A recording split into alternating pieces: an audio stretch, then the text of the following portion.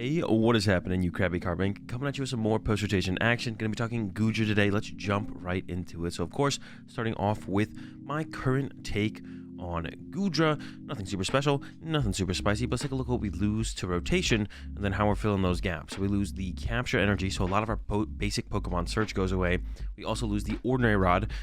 Our recovery goes away for energy and Pokemon, and then we also lose the scoop up net, which is a main part of our engine to reuse Comfeys, reuse Greninja, get those cards in the Lost Zone, see new cards, whatever. So that's like a big part of our engine as well.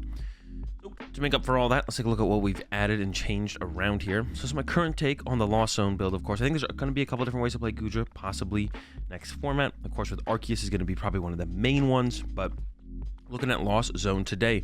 So no longer have Pokemon recovery or energy recovery, so I went with a little bit of a different take on the build and just increased the Pokemon counts and the energy counts. So we're looking at 12 basic energy here, 6 metal, 6 water. I still have a Raihan in here as well as some supporter energy acceleration, but my idea was, okay, so if we get knocked out, we might need to Ordinary Rod a Goodra VSTAR back into the deck, but now that we have Ordinary Rod gone, I don't really want to play Miriam or Clara to recover Pokemon and use a supporter for the turn, especially when the first 2 turns of the game we want to be using Cautious Experiment, and then after that we want to be using stuff like Boss or Roxanne. I don't think there's ever really going to be time to use Miriam or Clara, so I was like, okay, what if we just increase the Pokemon count? Let's go with that. So let's go to 4 Goodra VSTAR, so that way we can Lost Zone 1, even maybe 2 of them, but then still potentially set up 2 to 3 Goodra. And then with the Goodra Vs, I didn't quite go to 4 Goodra V, and my thought process behind that was, well, still got the 4 Battle VIP Pass, and now we've added in 4 Nest Ball to kind of make up for the lack of capture energy.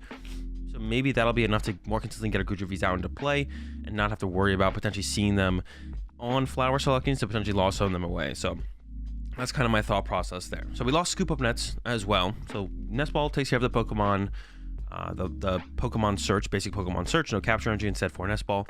And the extra Goodra VSTAR is kind of extra Goodra VSTAR and extra count on the basic energy, the waters and the metals. Hopefully makes up for the lack of recovery in the deck. But we also lost 4 Scoop Up Net, which is one of our main ways to use our Comfeys aggressively.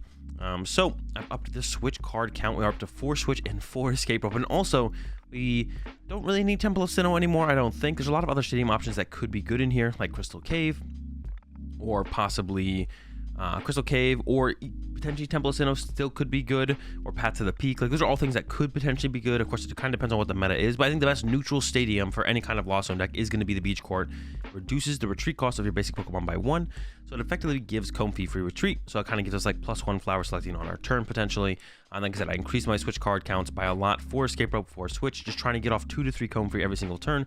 Without Scoop Up Nets, it's a lot more important that we're able to consistently do that every turn, like 2 to 3 Comfeys, because we're not going to be able to have those like random turns where we go from like 2 cards in the Lost Zone, not too much going on, to kind of chaining Scoop Up Nets and like getting, 7, 10 cards in the Lost Zone, whatever. So Scoop Up Nets aren't around anymore, so it's much more important that we consistently get off those flower selecting uses as aggressively as possible. So 4 escape rope, 4 switch, and some beach courts. These counts I could definitely see being adjusted. Could possibly put some switch cards in as well. Of course, switch card can't move Goodra VSTAR, but I don't think that's that big of a deal very often. So I can see switch cards being added in here as well. Just currently have the switch for now. And then on the energy count side of things, I went really heavy on 6 metal, 6 water. This isn't more energy than the pre-rotation build. It's still 12 energy, but it's more basic energy, which is important for the Mirage Gate.